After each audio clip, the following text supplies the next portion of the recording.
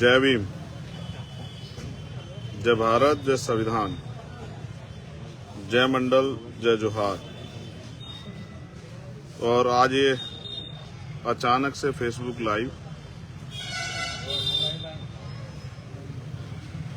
एक जरूरी आंदोलन से आप सब तक वो आंदोलन पहुंचाने के लिए स्पेशली निवेदन बिजनौर जिले के जो रहने वाले लोग हैं या बिजनौर जिले के जो आसपास के लोग हैं, ये उनसे आग्रह है मेरा, लेकिन आपके जरिए पूरे देश को भी मुझे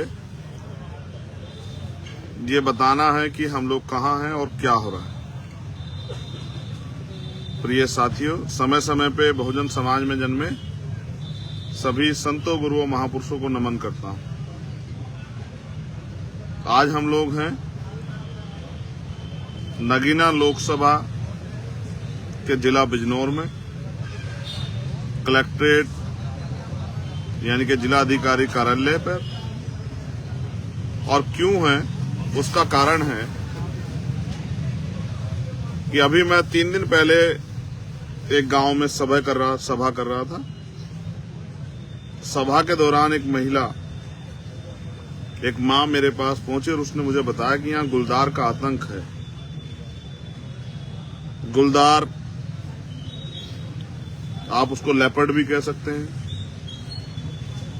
आप साधारण भाषा में उसको क्या कहते हैं? यहाँ गुलदारी कहते हैं या तेंदुआ? गुलदार बोलते हैं। साधारण भाषा में गांव के लोग समझाने गुलदार बोलते हैं, गुलदार।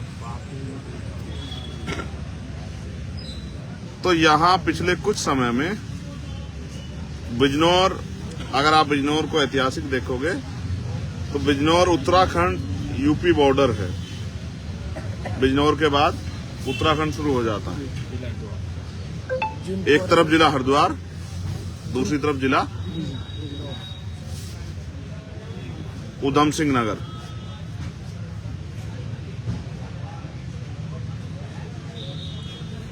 तो हमने 21 तारीख में जिला अधिकारी को ज्ञापन सौंपने के लिए कार्यकर्ताओं से एक आंदोलन करने के लिए कहा, क्योंकि इस गुलदार के हमले में अभी तक 25 से 26 लोगों की जान चली गई। और मेरे इस घोषणा के बाद एक 12-13 साल की बच्ची को परसों गुलदार ने निवाला बनाया। ये सारी जानें क्या तो किसान परिवारों की हैं, या मजदूर परिवारों की हैं, या गरीब जो लोग हैं, जो मेहनतकश लोग हैं, उनके परिवारों की। अब सवाल ये है कि बिजनौर और उत्तर प्रदेश और देश में क्या इंसान की जीवन की कीमत इतनी कम हो गई है कि 25-26 घटना होने के बाद भी ना सरकार ने या ना यहाँ के अधिकारियों ने उन परिवारों की सुध ली, ना उनके लिए कोई मुआवजा दिया, ना उनसे बात की, ना उनके दुख को, दर्द को कम करने का प्रयास किया। सिवाय अगर किसी गांव में गुलदार दिख जाता है या आ जाता है, वहां के लोग फोन करते हैं तो अधिकारी कहते हैं कि गांव छोड़ के कहीं और जाके रह लो। क्या किसी नेता के साथ अगर होता ये, तो क्या पुलिस यही जवाब देती है, प्रशासन यही कहता? क्या किसी अधिकारी के परिवार के साथ ऐसा, तो क्या पुलिस और सरकार, प्रशासन यही कहती? या फिर किसी व्यापारी के बेटे के साथ ऐसा होता, बेटी के साथ होता, पत्नी के साथ ऐसा होता, पिता के साथ ऐसा होता, मां के साथ ऐसा होता, तो क्या प्रशासन और पुलिस का यही रवैया रहता? या सरकार की संवेदनशीलता जो मर गई है, सरकार संवेदनहीन हो जाती? ये सवाल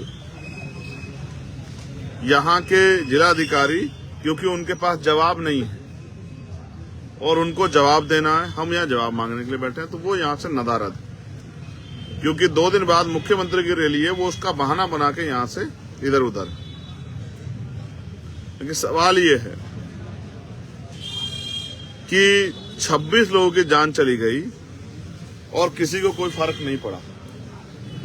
इसलिए आज हम लोग जिला कार्यालय पर बैठे हैं और जब तक यहाँ के जिलाधिकारी आकर सरकार के लोगों से बात करके हमें आश्वस्त नहीं करेंगे कि उन्होंने गुलदारों का हमला रोकने के लिए, अभी भी खतरा बना हुआ है, कल पर यह भी नहीं पता किसकी बच्ची, किसका बेटा, किसकी बेटी, किसकी पत्नी, किसी की माँ, किसी के पिता, किसी का बेटा, किसकी हत्या हो जाए, गुलदार किसको उठा ले जाए। कई लोग मेरे पास आए, एक माँ ही जिसके आंसू नहीं सूख रहे थे, जिसका कहना था कि उनके 19 साल के बेटी को गुलदार उठा के ले गया, जिसकी शादी तय हो गई थी। एक किसान परिवार, सिख परिवार से एक साथी हैं, जिनके जवान बेटे को पानी देने का 23 साल के अकेला बेटा था, उसको गुलदार उठा के ले गया। और ये हत्याएं भी ऐसी सामान्य हत्या नहीं, गुलदार जिस तरह से नोचता है इंसान को, आप उसका आइडिया भी नहीं लगा सकते। तो इसलिए मैं बिजनौर और बिजनौर के आसपास के साथियों से कहूंगा कि जो बहुत नजदीक हो वो अब आ जाएं। बाकी हमारे साथी कल सुबह बिजनौर पहुंचने का काम करें, जिला अधिकारी कार्यालय पर। हम यही डटे हुए हैं,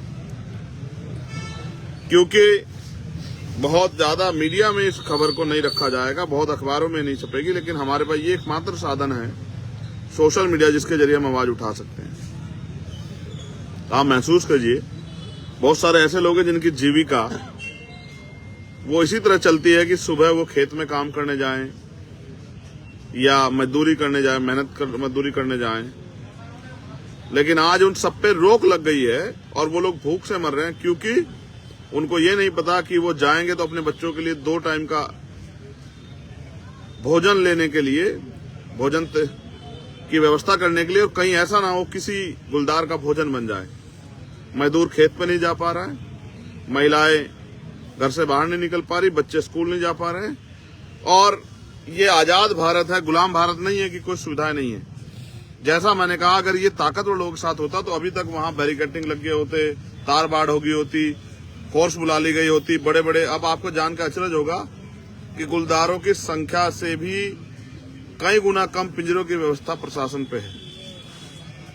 अभी मुख्यमंत्री जी की रैली है, लाखों रुपए उसमें खर्च होंगे, सरकारी पैसा, लेकिन गरीबों के लिए जो टैक्स देते हैं, गरीब जिनके टैक्स से सरकार चलती है, योजनाएं बनती है, उन गरीबों की सुध लेने के लिए सरकार के पास ना पैसा ना समय। इसलिए इस क्षेत्र का बेटा होने के साथ साथ, कमजोरों की आवाज होने के साथ साथ मेरी ये जिम्मेदारी बनती है कि इस अन्याय पे मैं अपने लोगों की आवाज बनकर उनको न्याय दिलाऊं। इसलिए भयंकर सर्दी में, जहां टेम्परेचर कुछ देर में माइनस के करीब हो जाएगा, हमने और हमारे सैकड़ों साथियों ने ठान लिया है कि जब तक हमारी मांगे नहीं सुनी जाएगी और उनपे हमें ठोस आश्वासन नहीं मिलेगा, जैसे हमने मांग रखी है कि हर परिवार को 25 लाख रुपए का मुआवजा मिले, जैसे हमने मांग रखी है कि जो भी घायल हैं उनको 5-5 लाख रुपए की मदद हो,